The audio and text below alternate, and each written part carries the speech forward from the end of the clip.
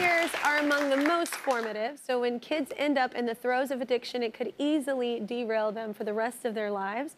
That is why our next guest created a safety net. She opened a high school specifically for teens in recovery, and that makes her best in class.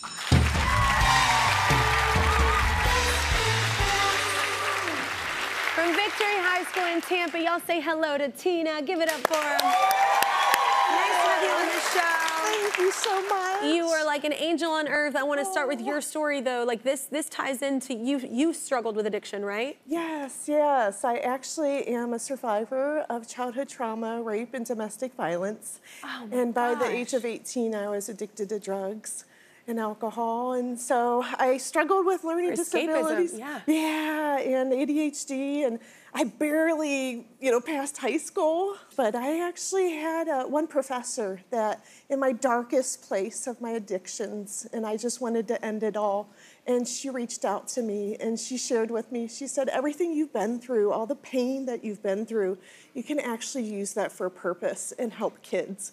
And I was like, oh, I don't like kids. I was like, and she was like, what?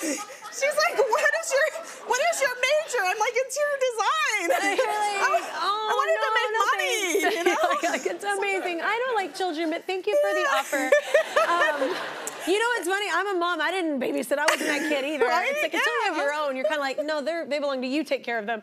Exactly. That is hysterical. Yeah. But the first part, oh my gosh, like what tragedy, and that can't be an easy thing to be vulnerable about, that happens to you in your life. Like she's saying like, oh, well, this could help, other people. But at the same time, that's hard to open up your heart with something so traumatic. So that couldn't have been easy. So how did you come up with the idea for the school? So I actually literally ran from her classroom to my academic advisor and changed my major to family and child development.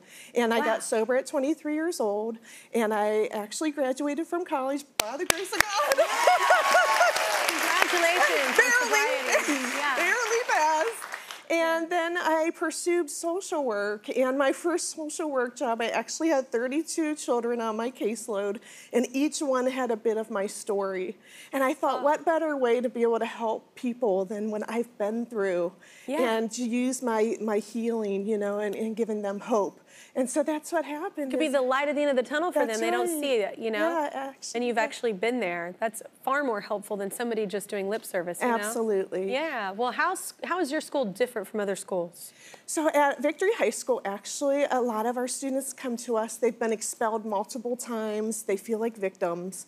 They feel very lost, and they feel like they're failures. Yeah. So they come to us, and they're pretty broken down, and we give them hope, and we love them where they're at. We provide mental health services to them, recovery support, as well as an education, so they earn their diploma with us. Wow. And it's amazing, we do a lot of fun different activities, equine therapy, expressive art therapy, and we put together a kickball team. They wanted to be called Miss Tina's Tweakers. Yeah. And I was like, nah.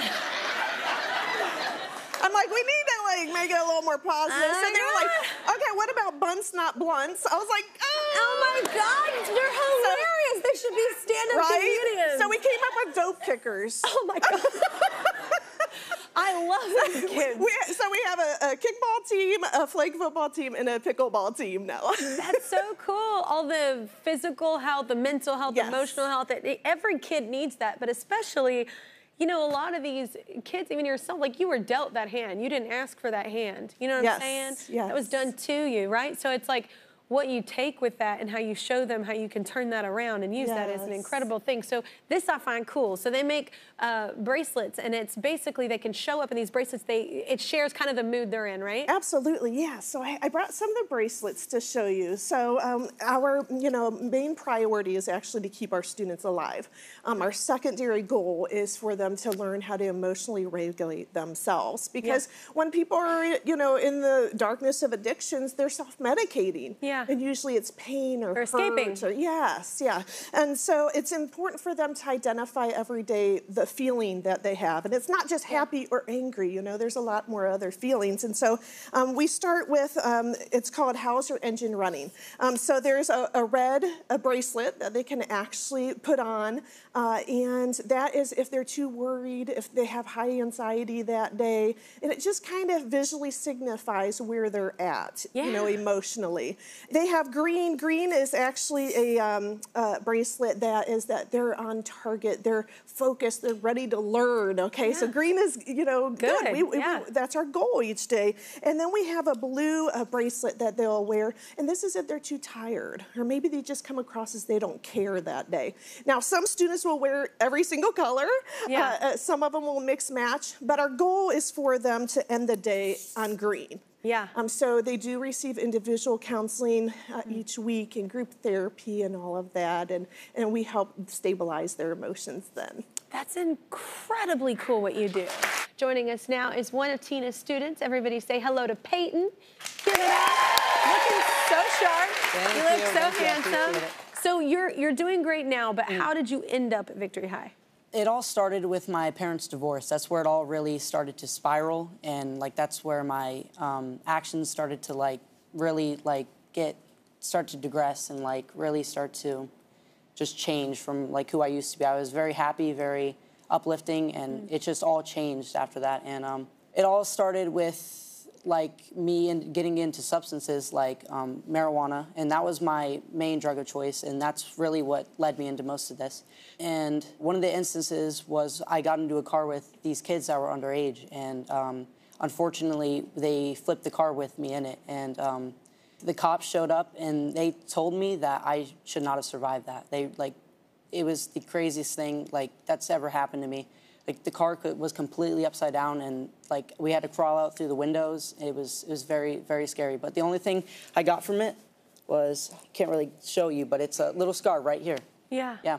What do you remember about your first day of school there? First day of school, I walked in those doors, and my principal, Miss Tina, she was there waiting for me. She gave me the biggest hug, and I felt at home, really. Yeah. And I felt loved. I felt cared about. I wasn't looked at as a label or a diagnosis. I wasn't looked at as a problem, but I was looked at as a human being, and I was taken in.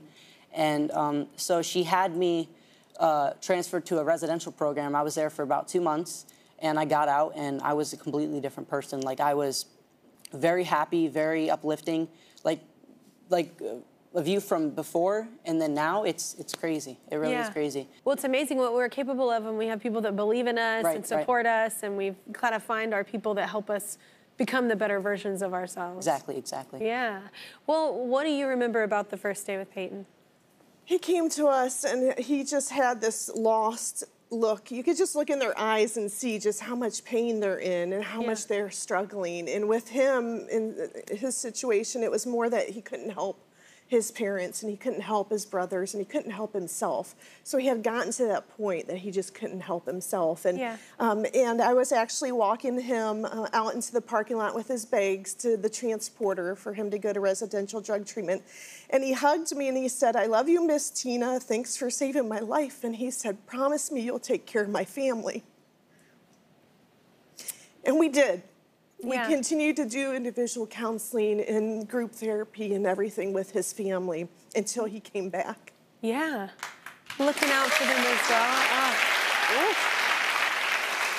So how do you see yourself today and like moving forward, like life? I'm very proud of myself. Like, I'm 16 years old and I've already got 10 months, and it's been flying by. Like, it really has. And I'm like so very, very proud of myself. At 16 years old, I'm done with high school. It really is crazy, and like I'm just thankful for everybody, and my grandparents, my mom. Very thankful for them, and that they found this school for me and was able to get me in here. So well, Peyton's mama Mariah is actually in the audience. So Mariah, what's it been like? This has been a journey, like she said, like for the family as well. So what's it been like? It's huge. Like I was so terrified. I didn't know what was going to happen to him. So it's huge. He's totally different. I'm so proud. So proud of him. to accomplish so much by 16 as well, like conquering that, like, and then conquering addiction, and then like graduating by 16, and now you got your whole life ahead of you, and you look at you in your suit, you're ready, you're looking all sharp and dapper. So do you want to tell Miss Tina anything? You want to say anything? Miss Tina, I want to thank you for picking me up that day and sitting there in the parking lot with me and telling me that everything's going to be okay and that my life is going to change. And boy, were you right.